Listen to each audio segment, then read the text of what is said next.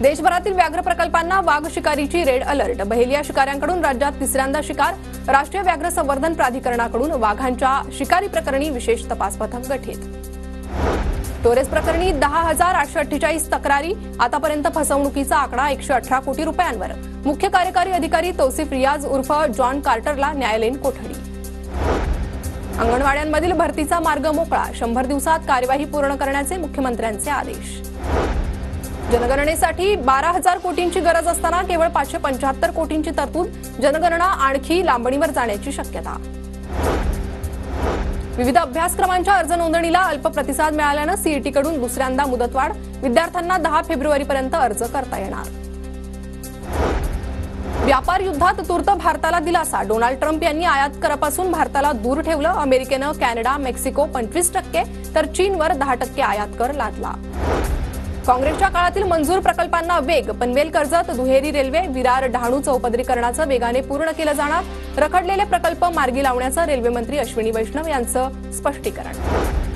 मुंबईत लोकलच्या 300 जादा फेऱ्या। अर्थसंकल्पात प्रकल्पांसाठी भरघोस तरतूद। लोकल सेवेला अधिक सक्षम करण्यासाठी विविध प्रकल्प हाती घेतले जाणार।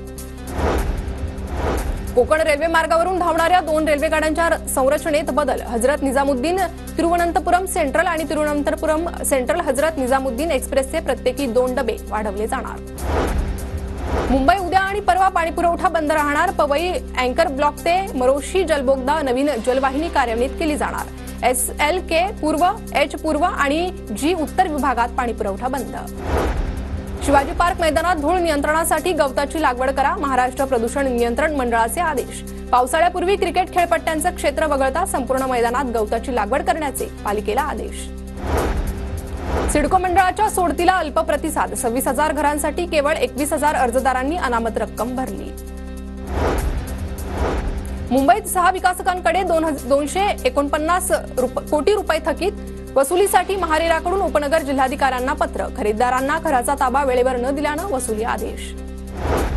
मुंबई शहराच्या कमाल तापमानात घट होणार। कमाल तापमान 31 सेल्सिअस तर किमान 19 सेल्सिअस राहण्याचा हवामान विभागाचा अंदाज। मुंबईतील आरे मार्गावर काँक्रिटीकरणानंतरही पुन्हा खोदकाम। अनेक ठिकाणी खड्डे खणल्यामुळे वाहतूक कोंडी। LICच्या 68 इमारती अति धोकादायक। म्हाडाच्या दुरुस्ती मंडळाच्या संरचनात्मक तपासणी अहवालातून स्पष्ट। कुलाबा, फोर्ट, गिरगाव, दादर, माटुंगा ठिकाणांच्या इमारती। नवी मुंबईतील बेलापूर ते पेणधर मेट्रोची लवकरच ताशी 60 प्रति किलोमीटर वेगाने धाव। नवी दिल्लीच्या रेल्वे सुरक्षा विभागाकडून वेगाची चाचणी।